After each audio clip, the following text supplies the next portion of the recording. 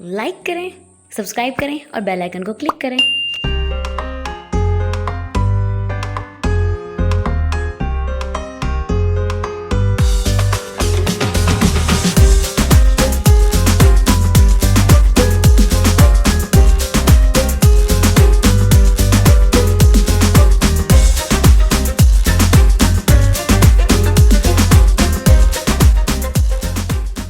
अस्सलाम वालेकुम एवरीवन, कैसे हैं आप सब लोग। उम्मीद करती हूँ आप सब खैरियत से होंगे। अल्हम्दुलिल्लाह मैं और मम्मा बिल्कुल ठीक हैं।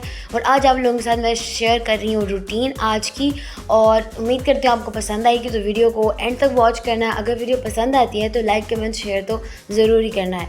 तो यहाँ पे हम बना रही हैं नाश्ता। आज नाश्ते के टाइम पे मम्मा मेरे साथ थी। मम्मा ने बनाई रोटी बाबा के लिए, एंड देन उसके बाद मैं यहाँ पे बना रही हूँ पराठा। पराठे की जो टेक्निक है वो 2-3 तरह से होती है, लेकिन ये सबसे बेस्ट है। तो इसको सीख लें और ऐसे ही बनाया करें, ये बहुत ज़बरदस्त बनता है पराठा।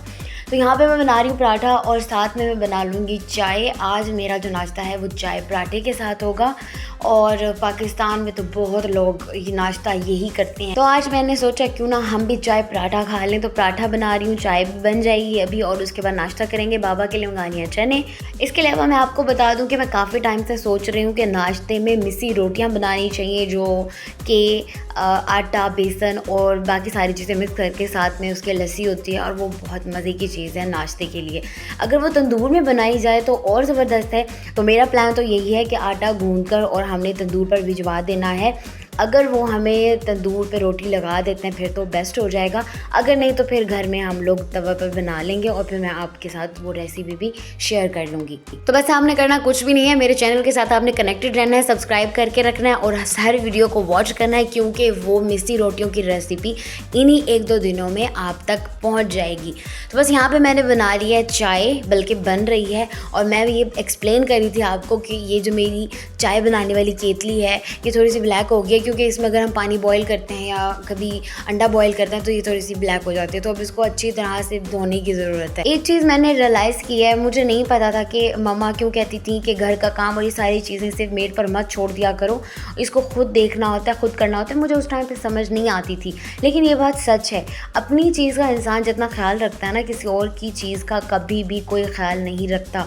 अब हमारे जब बर्तन थे वो मैंने 1-2 माह के लिए मेड के हवाले कर दिए थे। जब मेरे बाबा को हार्ट अटैक हुआ था तो घर में इतने गेस्ट पूछने के लिए आ रहे थे और इतने काम होते थे घर में, तो फिर मैंने 1-2 मंथ के लिए मेड के हवाले कर दिए बर्तन। तो वो धोया करती थी। तो वो चीज़ें ऐसी थी कि हमारे बर्तन जो थे ना, वो ना तो नीट होते थे, ना ही उनके अंदर वो चमक थी, और बल्कि वो और ज़्यादा ख़राब होने की कंडीशन में आ गए थे। तो खैर उसके बाद जब वापस मेरे पास आए तो फिर मैंने बर्तनों को अच्छी तरह से धो के चमका दिया।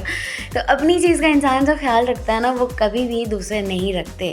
वो चाहे फिर घर हो, बर्तन हो या कोई भी चीज़ हो, अपना भी इंसान को खुद ही ख्याल रखना होता है। यहाँ पे मम्मा ले रही हैं टैबलेट, जो कि खाने के दौरान उनको खानी पड़ती है शुगर के लिए।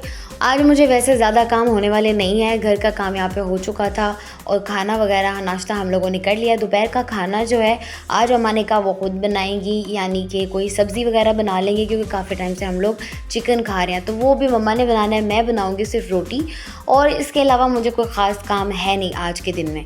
काम करने वाले इंसान का एक बहुत बड़ा मसला होता है, जो मैं आप लोगों के साथ शेयर कर दूं। डेफिनेटली आपके साथ भी ऐसा ही होता होगा, जो सारा दिन घर के काम वगैरह करते रहते हैं। जिस दिन उनके पास काम नहीं होता ना, उस दिन वो इतने बोर हो जाते हैं ना कि वो कहते हैं कि आज काम क्यों नहीं है, तो वो काम ढूंढ रहे होते हैं। पहले मुझे ये चीज़ समझ में नहीं आती थी। मैं मम्मा को देखती थी और वो सारी चीज़ें हैंडल करती थी, हम बच्चों को देखना, फिर घर के काम, और फिर उसके बाद हांडी रोटी करना। तो ये सारी चीज़ें मम्मा करती थी।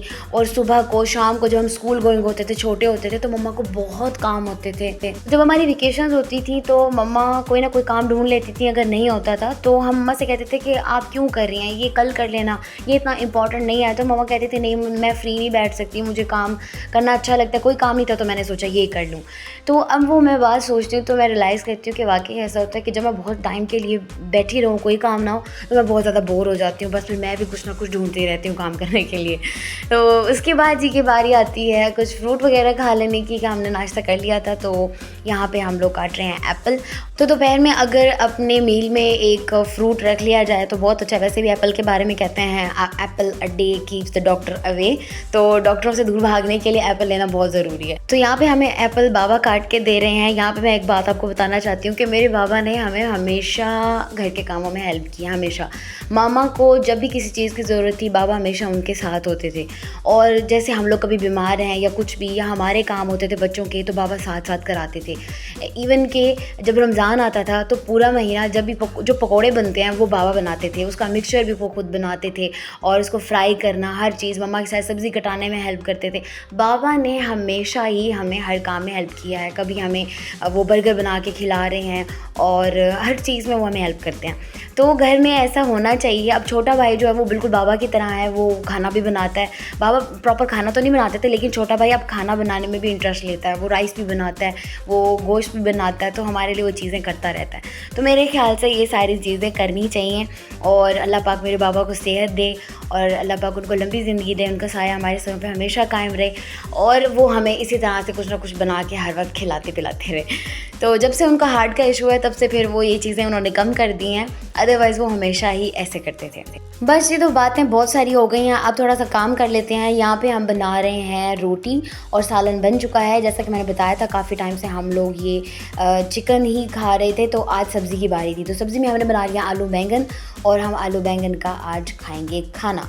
बस थी जो यहाँ तक ही थी आज की मेरी ये रूटीन। उम्मीद करती हूँ आपको ये पसंद आई होगी। अगर पसंद आई है तो लाइक करके ज़रूर बताया करें, और कमेंट में बताया करें कि आपको मेरी कौन सी बात अच्छी लगी, या क्या चेंज करना चाहिए, या मुझे कैसी रूटीन आप लोगों के साथ शेयर करनी चाहिए, क्या रेसिपी आप मुझसे सीखना चाहते हैं। तो ये सारी चीज़ें ज़रूर बताया करें। तो इंशाल्लाह नेक्स्ट मैं आपसे मिलूँगी किसी अच्छी सी रूटीन या रेसिपी के साथ। तब तक के लिए अपना बहुत ज़्यादा ख्याल रखें, मुझे भी दुआ में याद रखें। ओके जी, अल्लाह हाफ़िज़।